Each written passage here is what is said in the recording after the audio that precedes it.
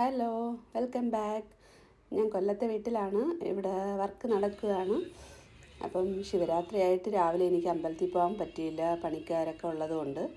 ഇപ്പം വൈകിട്ടാണ് ഞാനും മോനും അമ്മയായിട്ട് അമ്പലത്തിലേക്ക് ഇറങ്ങിയത്. കടവൂർ മഹാദേവ ക്ഷേത്രത്തിലാണ് ഫസ്റ്റ് വന്നത്. നല്ല തിരക്ക്, ഭയങ്കര ബ്ലോക്കായിരുന്നു. അപ്പോൾ വണ്ടി ഒരുപാട് ദൂരെ കൊണ്ടുവന്നിട്ടിട്ടാണ് ഞങ്ങൾ അമ്പലത്തിലേക്ക് തൊഴാനായിട്ട് പോകുന്നത്. അമ്പലത്തിലെ തിരക്ക് നിങ്ങൾ കണ്ടില്ലേ, ഭയങ്കര തിരക്കായിരുന്നു. മണിക്കൂറുകളോളം ലൈനിൽ നിന്നിട്ടാണ് ദർശനം കിട്ടിയത്. എന്നാലും ഭഗവാനെ കണ്ട് തൊഴാനും പ്രാർത്ഥിക്കാനും ആ ഒരു സമയത്ത് അവിടെ എത്താനും പറ്റിയത് ഭാഗ്യമായിട്ട് കാണുന്നു. ഇന്നത്തെ ആ ഒരു ദിവസം ഭഗവാനെ പോയി കാണുന്നതൊരു നല്ല കാര്യമാണല്ലോ. ക്ഷേത്രത്തിനകത്തേക്ക് കടന്നു. ദർശനം കഴിഞ്ഞ് ഇറങ്ങിയപ്പോഴാണ് ചുറ്റുവിളക്ക് കത്തിക്കുന്നത് കണ്ടത്. അപ്പോൾ ഞാനും കൂടെ ചുറ്റുവിളക്ക് കത്തിക്കാനായിട്ട് നിന്നു.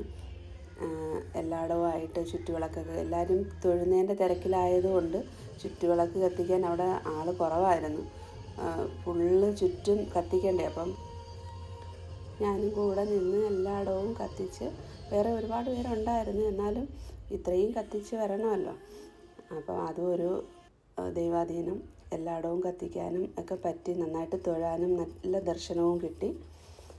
നമ്മൾ അവിടെ ഭഗവാന്റെ അടുത്തുനിന്ന് തൊഴുതിട്ട് പിന്നെ ആനന്ദവല്ലീശ്വരം, അതായത് നമ്മുടെ കളക്ട്രേറ്റ്, കൊല്ലം കളക്ട്രേറ്റിൻ്റെ അടുത്തായിട്ടുള്ള ക്ഷേത്രമാണ് ആനന്ദവല്ലീശ്വരം ക്ഷേത്രം.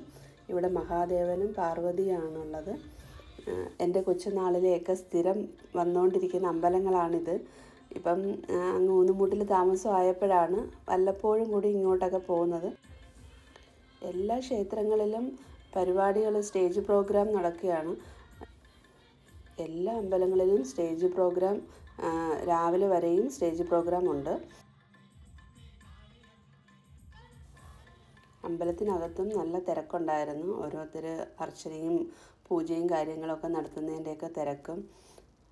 മഹാദേവനും പാർവതിയുമാണ് ആനന്ദവല്ലീശ്വര അമ്പലത്തിലുള്ളത്.